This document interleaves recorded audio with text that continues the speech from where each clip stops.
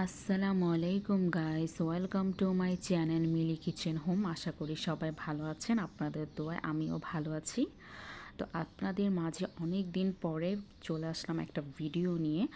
তো আজকে আপনাদেরকে একটা সুন্দর একটা মজাদার খাবারের রেসিপি দেখাবো। তো আমি এখানে আজকে রান্না করব cheese pasta and chicken fry. তো প্রথমে আমি চুলাতে পানি বসিয়ে দিয়েছি। পানিটা বলক আসার পর আমি পাস্তাটা দিয়ে দিয়েছি। তো পাস্তাটা সিদ্ধ হওয়ার আগ পর্যন্ত ফুটাতেই থাকবো। তারপর চিজের জন্য অবশ্যই চিজ পাস্তার জন্য দুধ লাগবে। তো আমি হাফ কেজি দুধ নিয়ে জালে বসিয়ে দিয়েছি। আর চিজ পাস্তার জন্য চিকেন লাগবে। তো আমি চিকেনটাকে ছোট ছোট পিস করে কেটে নিয়ে এখন ম্যারিনেট করে নেবো এটাকে। তো প্রথমে আমি 1 টেবিল চামচ আদা রসুন বাটা দিয়েছি। আর তারপর 1 টেবিল চামচ হলুদ গুঁড়ো, 1 টেবিল চামচ মরিচ গুঁড়ো, 1 টেবিল চামচ ধনে গুঁড়ো, স্বাদ মতো লবণ, আর সয়া সস 1 টেবিল চামচ, ভিনেগার 1 টেবিল চামচ। তো এখন এটাকে ভালোভাবে মেখে নেব। তো দেখতে পাচ্ছি আমার কিন্তু ম্যারিনেট হয়ে গেছে। তো এখন আমি এর সাথে চিকেন ফ্রাইটাকেও মেখে নেব। তো প্রথম আমি বড় বড় টুকরা করে 5 থেকে 6টি মাংস পিস নিয়েছি। তারপর এখানে 1 টেবিল চামচ আদা রসুন বাটা, 2 টেবিল চামচ মরিচ গুঁড়ো, 2 টেবিল চামচ হলুদ গুঁড়ো, তারপর 1 টেবিল চামচ ধনে গুঁড়ো, তারপর পরিমাণ মতো লবণ দিবেন। তারপর আধা চা চামচ গোলমরিচের গুঁড়ো, সয়া সস 2 টেবিল চামচ, ভিনেগার হাফ টেবিল চামচ, তারপর টমেটো সস 1 টেবিল চামচ, গরম মশলা হাফ টেবিল চামচ। তারপর এটাকে ভালোভাবে মেখে নেব। তো এখন দেখতে পাচ্ছেন আমারটা কিন্তু পাস্তাটা সিদ্ধ হয়ে যাচ্ছে প্রায়। তো এখন চিকেনটাকে ভালোভাবে একটু মেখে টেকে রেখে দেব। তো মাখা হয়ে গেছে। তো আমি চিজ পাস্তাটার জন্য রেডি করছি।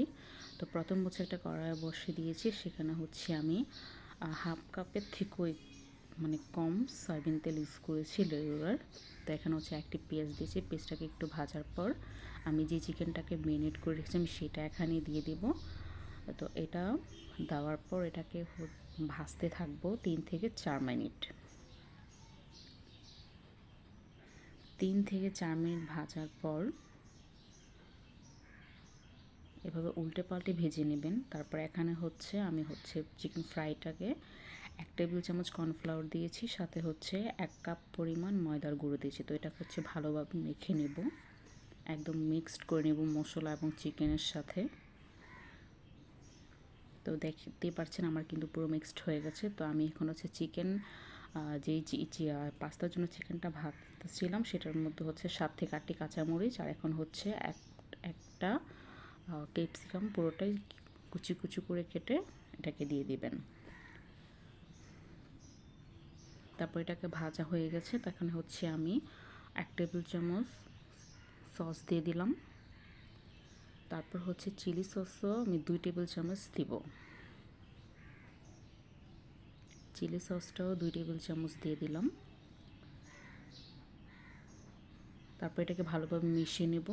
তো আমি আমার পাশের চুলাটা আমি একটা ফ্রাই প্যান বসিয়ে দিয়ে দিচ্ছি ফ্রাইটা ভাজার জন্য। তো প্রথমে আমি অল্প করে তেল দিয়ে দিয়েছিলাম। তেলটা আমার গরম হয়ে গেছে। তো এখন আমি এক এক করে চিকেনগুলো দিয়ে ভাজতে থাকবো উল্টে পাল্টে।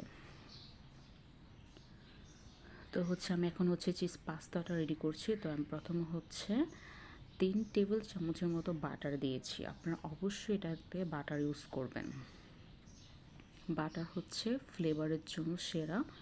তারপর এখানে 1 কাপ 1 কাপ না 1 চা চামচের মতো ময়দার গুঁড়ো ইউজ করবেন।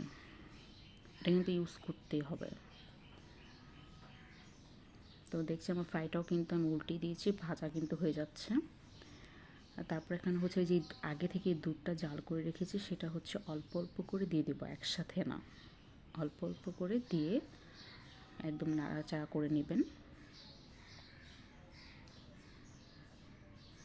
তারপর এভাবে লাড়তে লাড়তে দেখবেন ঘন হয়ে যাবে আস্তে আস্তে। তো আমি হচ্ছে এখানে ফ্রাইটা উল্টে দিচ্ছি।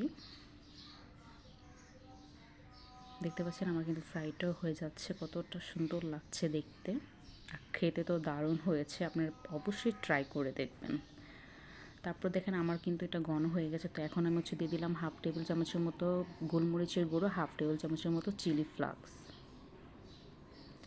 তারপর এখানে হচ্ছে 1/2 টেবিল চামচ অর্গ্যানোটা অবশ্যই ইউজ করবেন। এখন হচ্ছে এটা একদম ঘন হয়ে গেছে। তো আমি আগে থেকে যেই চিকেনটা ম্যারিনেট করে রেখেছি সেটা হচ্ছে আমি এখন দিয়ে ভালোভাবে মিশিয়ে নেব। তো আমার মিশানো হয়ে গেছে। তো আমি যে পাস্তাটা সিদ্ধ করে রেখেছি সেটা হচ্ছে এখন দিয়ে ভালোভাবে মিক্সড করে নেব। ভালোভাবে মেশাতে হবে।